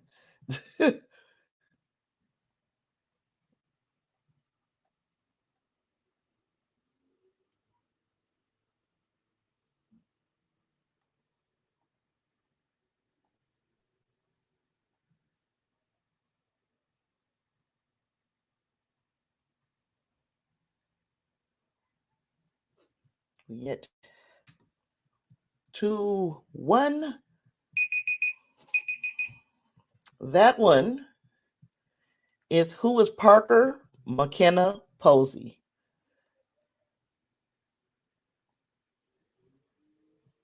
Where are we going? Where are we going? Just gonna clean up child actors, or are we going someplace else?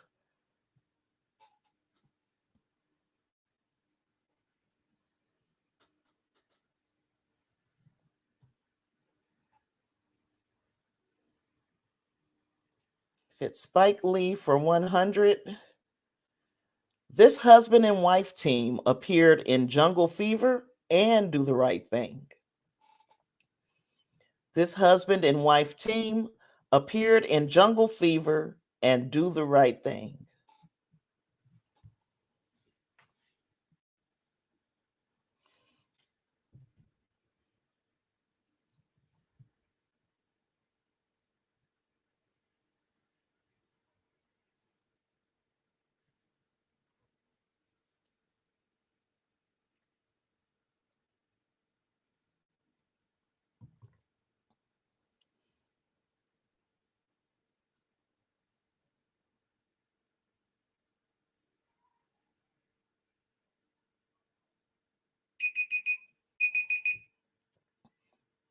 I'm mad that y'all ain't get this.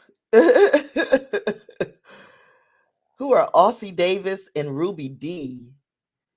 Oh, I'm mad at y'all. Where we going next, y'all? Clearance.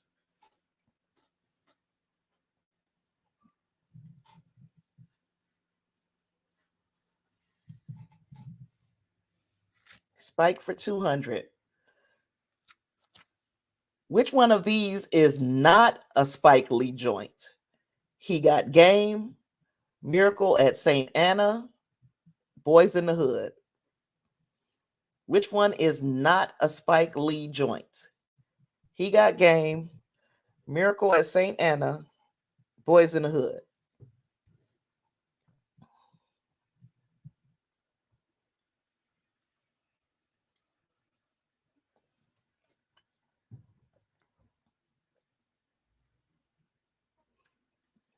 Yep, Boys in the Hood is correct. Oh, I guess I got to hit spacebar first, huh?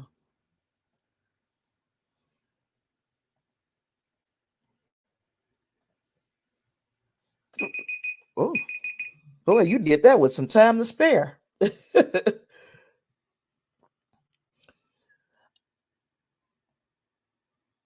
D, you came in. All three of y'all came in. He came in 10 seconds before the buzzer. Y'all came in 10 seconds after. It's those upload speeds on your whole internet. The Ladies of R&B for 100. This is the first album of Destiny's Child. What is Destiny Child's first album?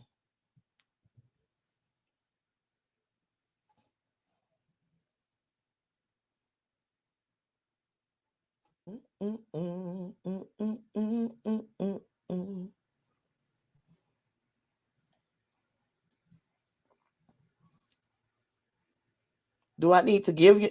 Do I need to give y'all 10 additional seconds because of the lag? Because you guys have a lag on your internet speed. Because he coming in quick, so I know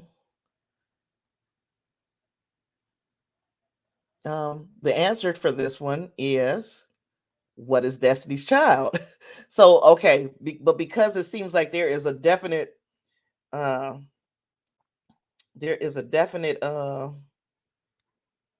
difference in internet speeds, I'm going to up the amount of time that you have to answer to 45. I don't even see where your answer is, D. Oh, you talking about way up here, Boys in the Hood. We down here in ladies, single ladies now. I mean, ladies of R&B. So I ain't been tripping about the form of the question. I should be, but I haven't been. But it's just that you guys are not getting in on time. It's like either the buzzer is going off first or he's answering first. So I'm giving y'all extra few seconds because there's got to be a difference in y'all internet speeds. That's the only thing that I can think of that is making that big of a difference. So we're gonna go to Ladies of R&B. This part of Rihanna's body was famously insured for $1 million.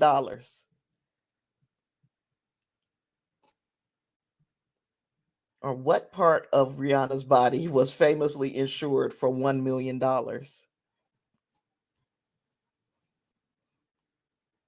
So now I got it at 45 seconds that you got to answer. So even if he doesn't come in, you guys got extra time.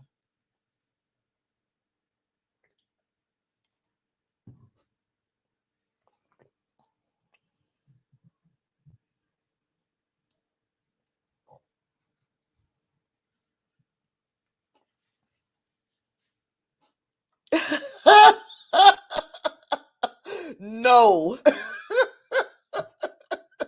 He said, "What is your forehead? What is her forehead?" No. Oh gosh. Legs is correct for Davina. Came in just before the buzzer. Davina is on the board. And you control the board for the first time. Let me hit the space bar. So what are her legs? Yeah. So where you going, D? You got Ladies of R&B, Spike Lee, and child actors, everything from 300 on down. I do believe there's a daily double on this board as well. So, whoo, that could come in handy.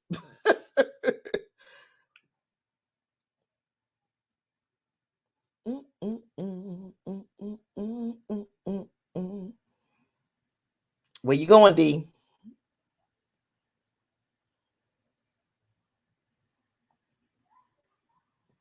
Oh, that was oh, that's not wrong.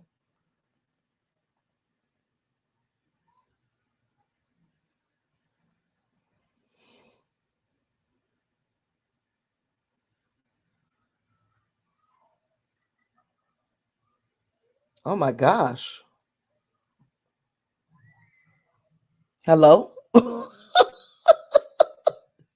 Hello? Hello? Ladies of R&B for 300, or you want a 300? Alicia Keys' song in A minor was released in this year. Alicia Keys' song in A minor was released in this year, and I ain't even hit the button yet on my.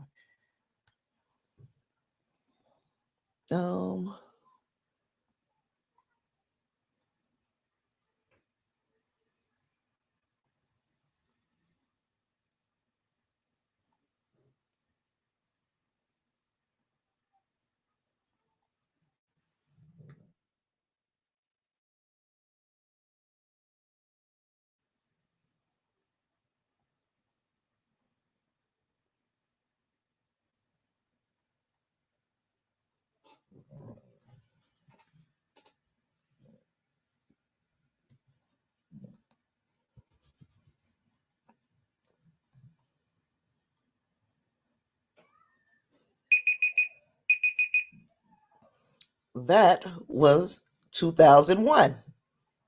That was 2001. You came in right behind the timer.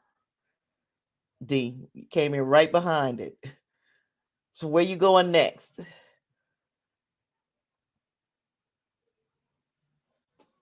It is you and Lysandra. I don't know. I don't know if I can even the playing field anymore, because I've given y'all extra time. Um,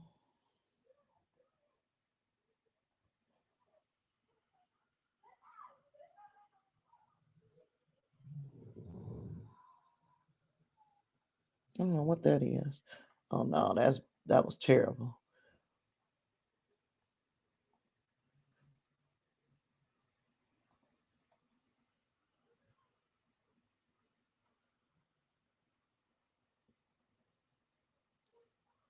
Guys, let me know when you 400, ladies of R&B.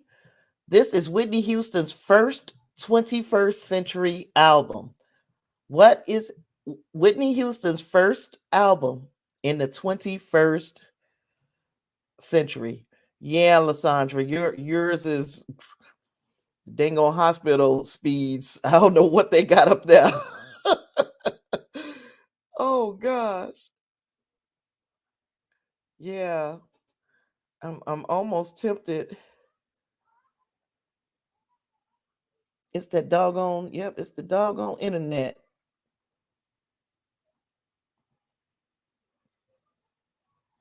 And I ain't hit the button on my.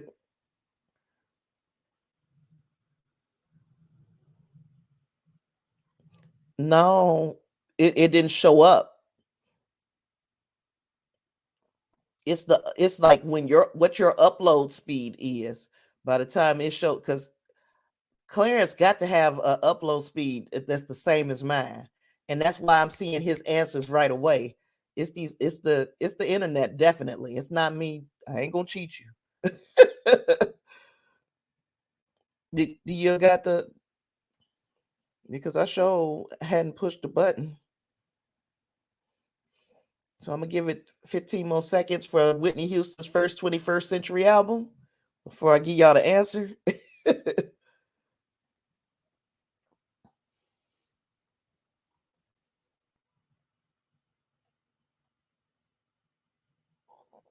Because I didn't hit the button.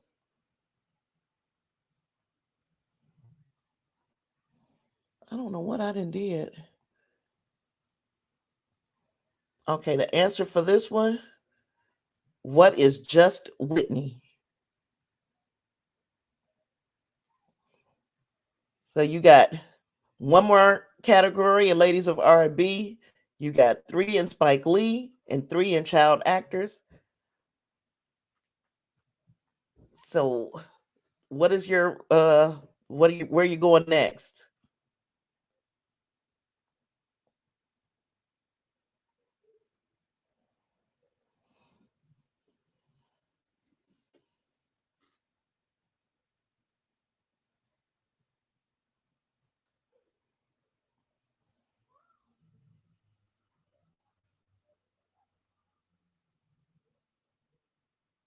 Mm, mm, mm, mm, mm, mm, mm, mm, mm.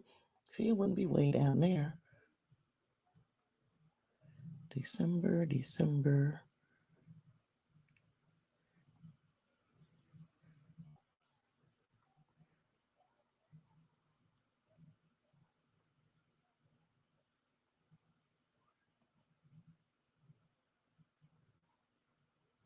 There it is.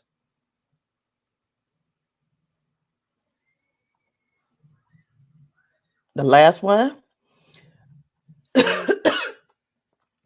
This magazine, I wonder why that's in that why this is in this category.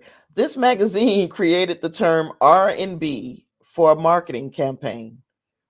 That's a bad question for this category. I'm sorry.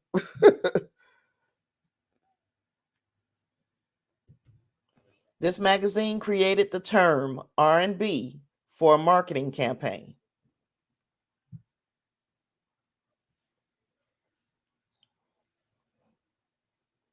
Mm, mm, mm, mm, mm, mm, mm, mm, mm.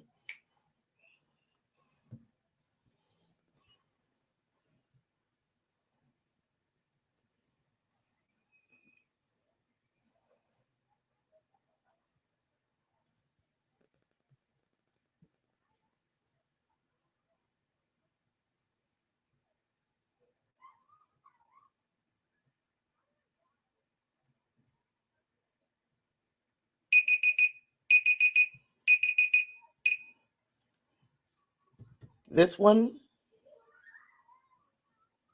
what is Billboard? What is Billboard? All right, we got 2 categories left. There is a daily double somewhere on this board. Clarence got 900. Davina has 100. Lysandra is in the negative, but you can still get in the game. So, and D, I've been talking about something else. I'm seeing exactly how long it's taking for me to actually see your answers, because I let the timer go for extra 4 or 5 seconds before I started talking about this, and your answer is just showing up. So I don't know how much time I would have to give y'all to be able to get your answer in under the buzzer. Your answer was right, but it was late. So I tell you what, I mean that was a whole like at least an extra 20 seconds. Let's just see. Go ahead and finish this round up, and then I'll have to think of how we can do this in a way that'll be more. It's not hindered by the different speeds that everybody have on their internet. But you got Spike Lee and child actors, and there's a daily double up there somewhere. So potentially you could catch Clarence and or pass him with the right category and the right answer and the right, you got to wager, correct wager.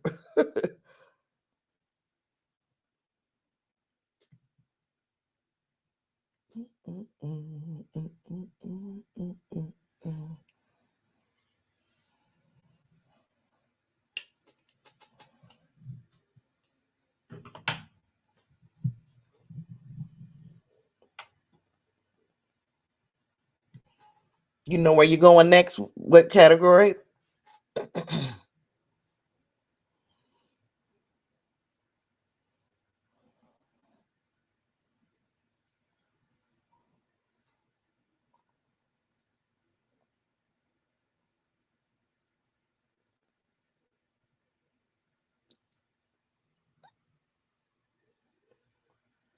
I got Spike Lee and child actors.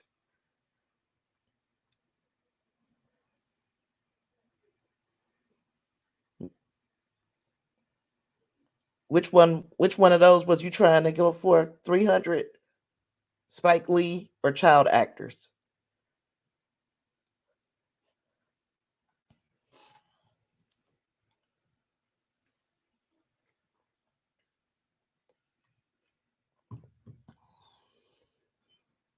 Spike Lee?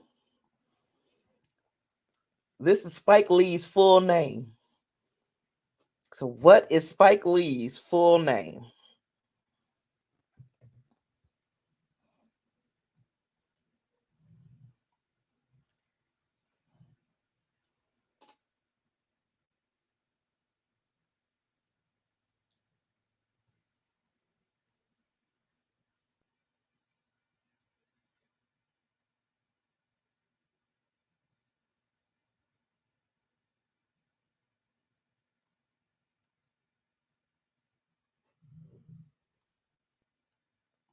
Jackson Lee is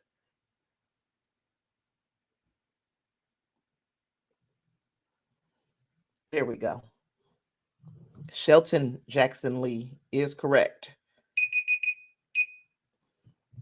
Shelton Jackson Lee is correct. So we got some more on the board for D. She's at 400. Clarence at 900. Lysandra is still not out of the woods. Not out of the, she's not out of the game, but she's not out of the woods either. So we got Spike Lee and we got child actors.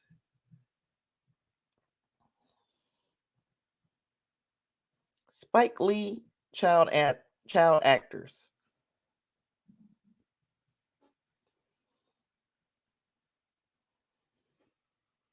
You say your phone don't recognize your raggedy voice. It's the doggone virus, the coronavirus. Spike Lee for 500. Spike has cast his sister blank in many films. So which one of his sisters? What is his name? What is her name? And go. And I love this lady too. I ain't seen her in a while, but I did love her.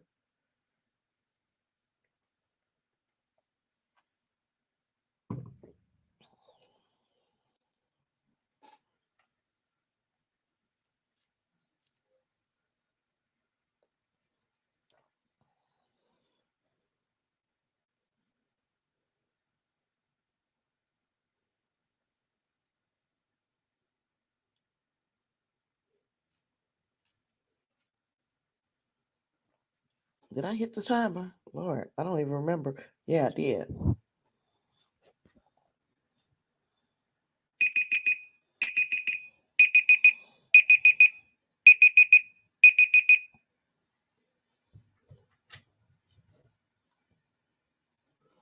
So that was time. Sister's name is Joy Lee. We got one more category in we got one more wager in under Spike Lee, and then we have child actors 3, 4, and 500.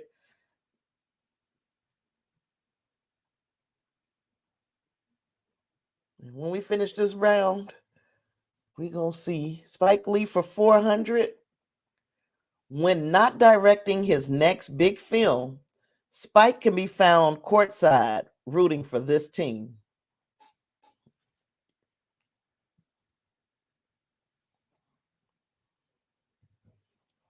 Everybody and their mama ought to know this answer. I should have people who don't know me answering this question. Oh gosh.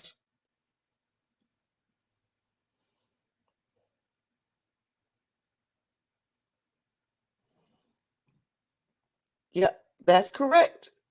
Davina. Ah, she got you, Clarence. She got you this time.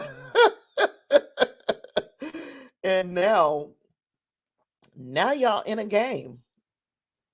We got Davina with 800, Clarence with 900, and crazy as it is, oh shoot, and my timer just stopped. Crazy as it is, um, Lysandra still ain't out of this game. If she runs these last, well, she don't even have to run all three of them. Oh yes, she do. But if she runs this, she can get you. Who you going with? D? You got child actors for 3, 4, and 500. You said child actors for 400. This actress played Cece Peterson in Robert Townsend's The Parenthood. This actress played Cece Peterson in Robert Townsend's The Parenthood. And we got to remember now, these are child actors when they played these roles. I'm giving y'all a hint. They were children back then.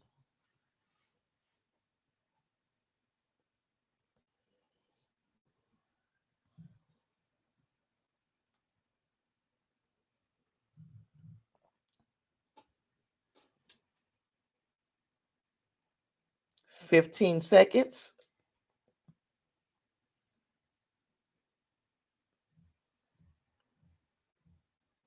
6, 5, 4, 3, 2, 1. Who was Ashley Amari? We got 2 more on the board. 300 or 500, D?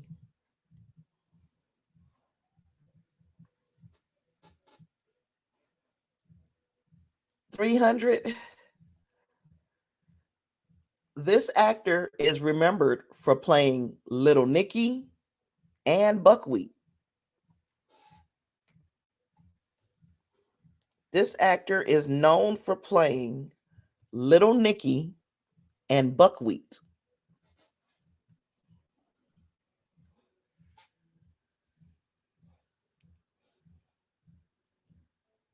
$30 seconds.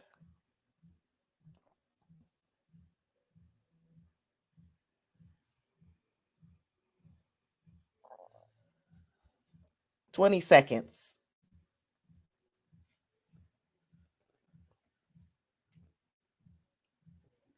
15, 10, 6, 5, 4, 3, 2, 1. This one, when I forgot this kid's name.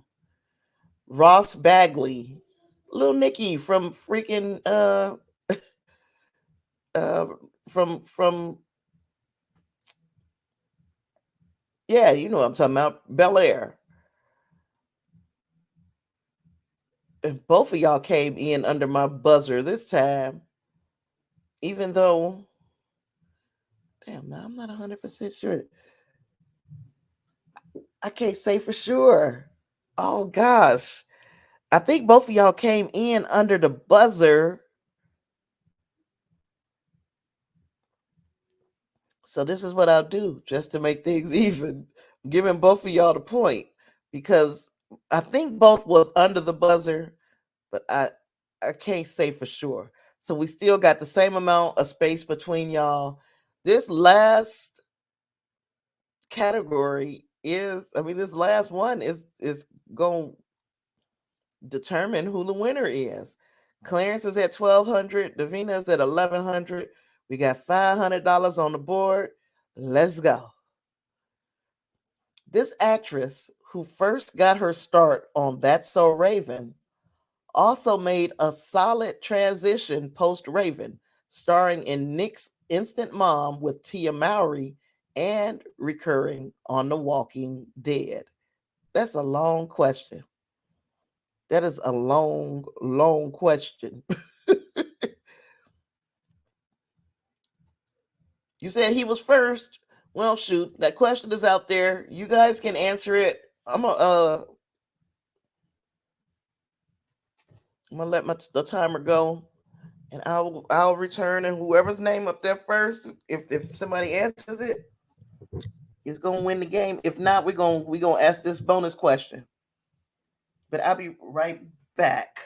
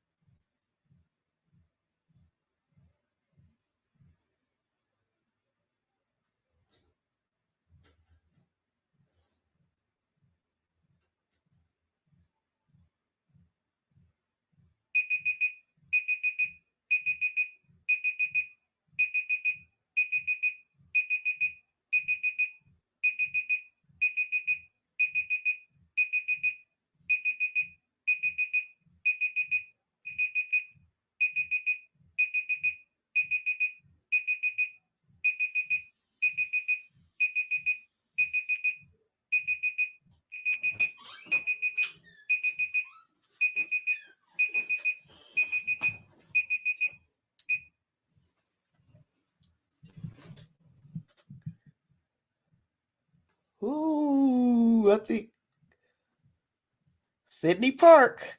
Clarence got it. You gonna say Raven Simone? That's wrong. So yeah, so that one ended. Ooh, but that was a good little comeback, D.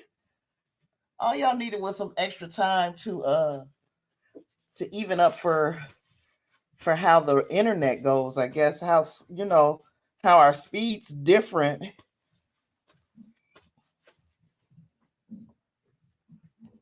So yeah, and that thing didn't even have no daily double on it. I don't know.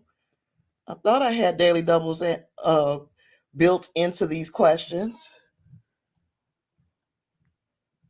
But yeah, so Clarence is once again Jeopardy champion. Oh, girl, I got your New York Knicks up there still. Clarence is once again Jeopardy champion.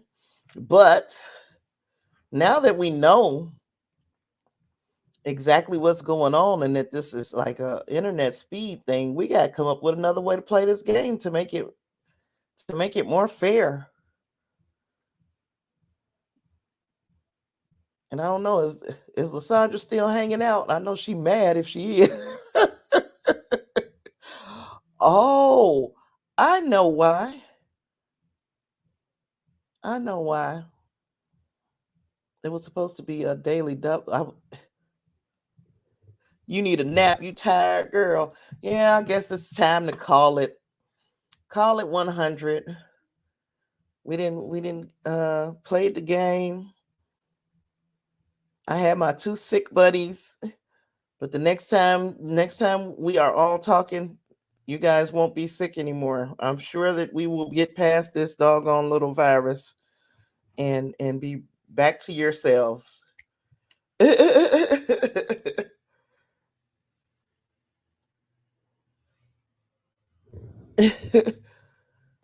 Now I don't know what is Gigi Clarence. Is Gigi that is that's what my grandma name is. My name for the grandchildren whenever they come.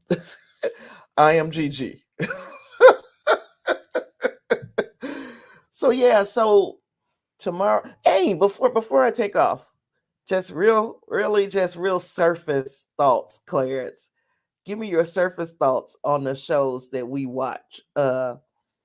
Surface thoughts on Boba Fett, Prodigy, and if you watch Peacemaker. Oh, good game. Yeah. Yeah, yeah. I thought you were saying GG. I'm like a GG. Oh gosh. So give me your surface thoughts before we get out of here, Clarence. Tell me what you thought of those episodes from yesterday. Because I didn't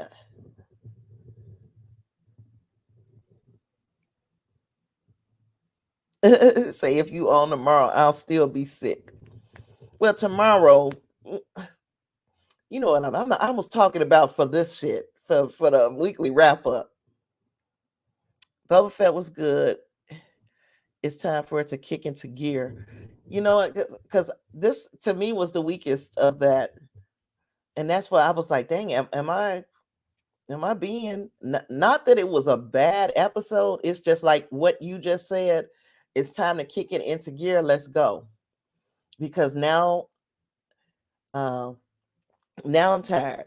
Prodigy, for me, now, not that it wasn't a fun episode, but I'm like, it's a step back from what we've been getting, and it's still great, still stellar, but it's just like that step back from, like, I'm ready to keep going with the other stuff, even though with the Ferengi, Nandi, with her even showing up, it still has other implications, because we know we're gonna talk more about it tomorrow, like as far as the in-depth stuff.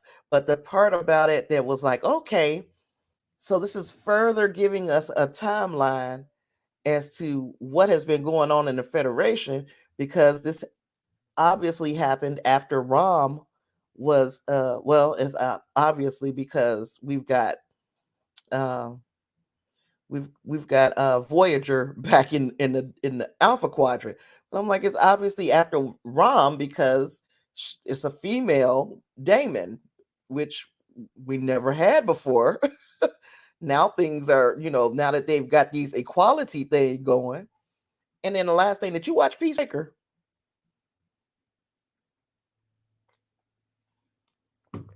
Because I'm still sort of kind of trying to figure out how I feel about this show. It's very silly if you haven't watched it. Um, it's silly like James Gunn's movies, though. It's not like silly to. It's just like a James Gunn movie, just stretched out. Um, there were parts of it that I liked, and I am pleasantly surprised by John Cena.